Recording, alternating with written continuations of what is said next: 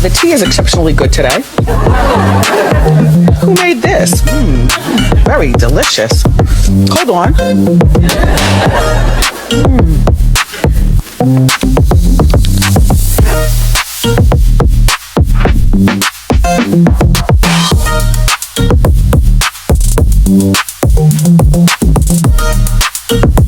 Hey, my cosmic cousins, it's your girl Nova Charm, and welcome to another episode of Astrology Tea with Nova Charm. And on today's episodes, we're diving into that new moon in Capricorn energy. And y'all already know how I get down. I'm going to give you all the tea that you need in order to get you through this new moon energy. But before I get too deep into it, you already know what to do. Go on and hit that like. Go ahead and subscribe to your girl and hit that notification bell so you don't miss any of this cosmic tea that I want to sip with you.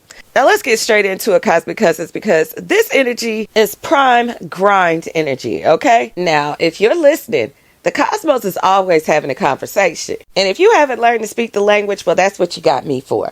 Okay, that's what I'm here for. And I'm here to tell you the conversation is all about that level up. And Capricorn energy is thick. I mean, we got the sun. We're talking about the new moon. Mercury, Venus, and Mars are all sitting in Capricorn. Now, Capricorn energy is represented by the goat. And let's be real. The goat doesn't just wander. It climbs. It's actually specifically represented by the sea goat. It has the hooves of a goat to scale the highest mountains and the tail of a fish to dive into the deepest emotional waters. Capricorn energy is that ambitious CEO that's slightly intimidating. Capricorn energy does not care about your intentions or your emotions. It only gives a damn about them results, okay? It's that energy that's going to build that legacy that outlasts the test of time. It's the structure, the tradition, that public image, that long game. It's like the daddy energy of the zodiacs. If you are new to my channel, I always refer to Saturn, who actually rules over Capricorn, as Daddy Saturn,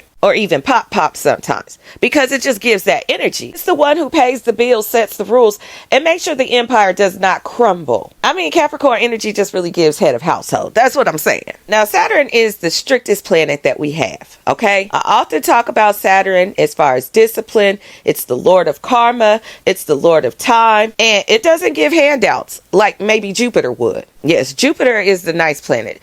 Jupiter is the nice planet parent. It's going to give you all this stuff just because you want it. Saturn is going to give it to you, but you're going to have to work hard as hell for it by the sweats of your very brow. Saturn's like, yeah, you want that penthouse? That's a great idea, but where's the blueprint? Yeah, you better start laying them bricks for it. Like, you're going to have to earn that shit. And this is where our hard lessons lie. Saturn does not take it easy on us. It gives us our energetic boundaries that knocks us back into place as soon as we get out of energetic line. And sometimes we ain't even have to do nothing this lifetime. Sometimes this is the karma that follows us over that has our ancestors on it. And I know there's some people who say that's not true, but based on my findings and in my world, it absolutely is true. Saturn isn't going to give you what you want just because you want it. It's going to make sure that you actually need it. Have you ever heard rejection is protection? Well, that's Saturn. Saturn don't mind rejecting you and hurting your feelings in order to protect you. It's about setting those boundaries so strong that no one wastes your time. Now, Saturn is also represented by the government, businesses, jails and prisons, anything that can restrict, confine, or set some rules upon. And Saturn is even represented by Kronos, which represents time. Now catch this tea. Majority of us have a 9 to 5. We get paid a certain amount of money based on a certain amount of time at a job that we have to work daily. A lot of us clock in and out using a program called Kronos. A lot of us work for big corporations and businesses. Now, because of the fact that a lot of us get paid a certain rate for a certain amount of time, and there's only so much time in the day, that's automatically going to restrict your pay. It's automatically going to confine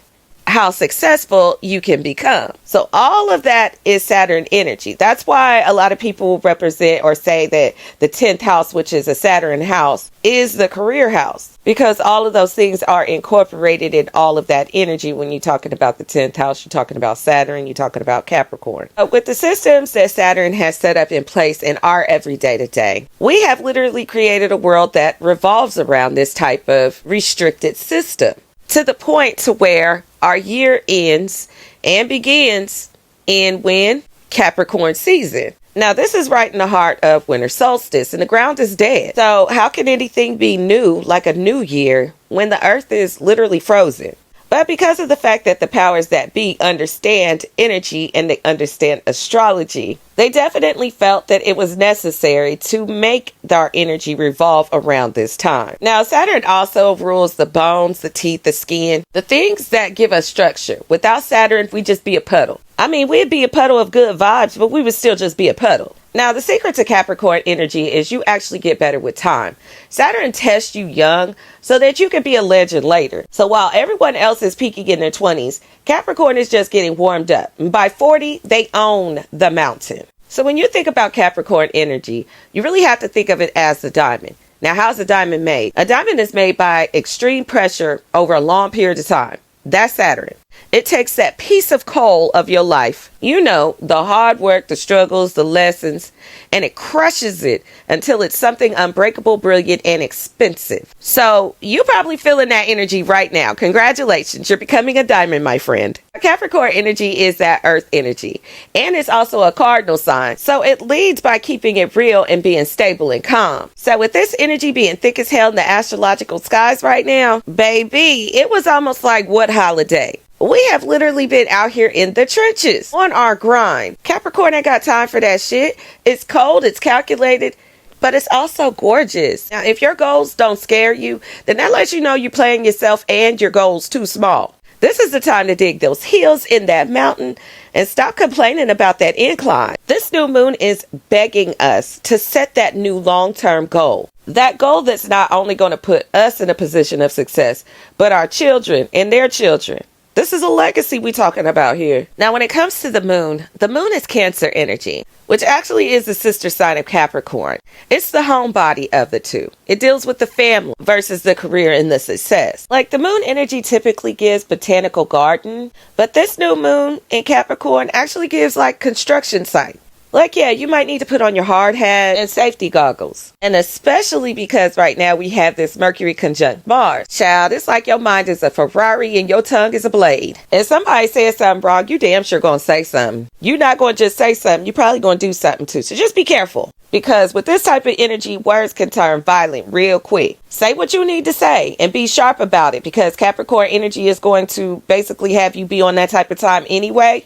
No pun intended. However, just make sure you not being a jerk about it or being just like a complete asshole. Now, y'all already know, Cosmic Cousins, I got the tea on how that's going to affect you based on your rising sign. Now, if you watched my rising sign 2026 forecast for all the rising signs that I literally spent a month of Sundays on, you probably already know this already. But if you didn't get a chance because the videos was mad long, I'm going to give you the cut and dry. Now, for my Aries risings, your career is literally on fire. Stop screaming at your boss, though, and start becoming one. This energy is literally in your 10th house, so you are the boss now, period. Now, for my Taurus risings, this falls in your 9th house. It's time to expand your horizons. Your comfort zone is starting to look like a cage, babe. Now, my Gemini risings, this falls in your 8th house. Now, whether it's the deep intimacy or the deep depths, either way, stop overthinking and sign the papers, okay? Now, my Cancer risings, this falls in your 7th house. And we all know here relationships are a mirror. So if you don't like what you're seeing, then maybe you need to change your view.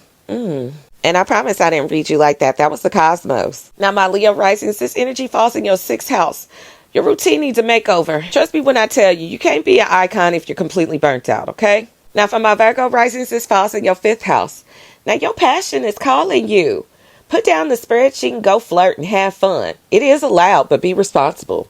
Now, my Libra risings, this falls in your 4th house. And you already know home is where the heart is. And the drama. Yeah, we're not going to leave that part out, okay?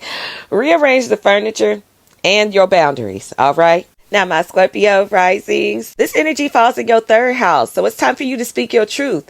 But keep the receipts. I don't even know why I'm telling you, because I should know you already have those receipts. You and Virgo is very good for that, okay? Y'all going to have y'all's receipts. Now, Scorpio risings, because your pop Mars will have some words to say dealing with this conjunction on this energy, your words is going to sting just a little bit more this week. Just keep that in mind, okay? Now, for my Sagittarius risings, this actually sits in your second house. It's time for you to check your bank account before you check your ego. Secure the bag first, then brag, okay? For my Capricorn risings, you know this energy sits in your first house. It's your world, and we're just paying rent here. Now, this is your own personal wishing moon. So manifest like you mean it. Now, for my Aquarius risings, this energy falls in your 12th house. Your intuition is loud right now. Listen to the voices in your head. They actually right this time. And despite what the others say, you're not crazy, babe. You just be knowing shit. Now, for my Pisces risings, this falls in your 11th house. We're talking new friends and new networks. Now, I'm going to need you to filter your friend circle just as quickly as you would filter a photo. All right?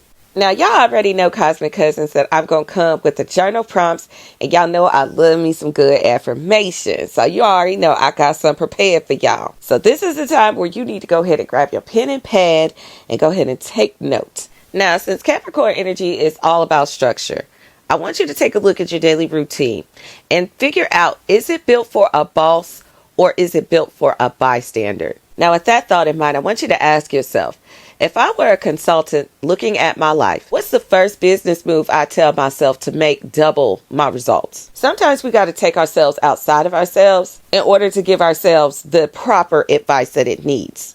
Just saying. Now, my general prompt number 2 deals with the new moons and the planting seeds. Now, I want you to forget about next week. What do I want my life to look like in 5 years? What is the one GOAT level habit that I can start today to ensure that that vision of me exists tomorrow? Yeah, boos, I'm not playing with y'all. We really getting down to it, and we're going to do the work. Now, my last and final journal prompt deals with that grind to climb that mountain and coming out the leader of the pack. What emotional or mental clutter am I carrying that makes me tired? Is it people pleasing? Is it imposter syndrome? Is it holding old grudges? And how do I officially drop it at the base of this mountain? At this point, if it's not helping the cause, it's harming it. It needs to go. Now, with that being said, of course, Cosmic Cousins, I have my affirmations for you. With that being said, let's get straight into them. My first affirmation, my ambition is a magnet, and I am worthy of the success that I am working for. Now, my affirmation number 2, I speak with clarity, I act with precision, and I win with grace. And my last and final affirmation is, I am the CEO of my own life, and today I am giving myself a promotion. And every day for the rest of my life, I'm giving myself a promotion. Stop playing. If we making the rules, we can do what we want. There is a such thing as govern yourself accordingly. Well, my Cosmic Cousins, that's my tea for today. Now go climb your mountain and keep your tongue sharp and your standards high. We've got empires to build and appointments to keep, okay? Now stay charming, darlings. I'm out, Cosmic Cousins.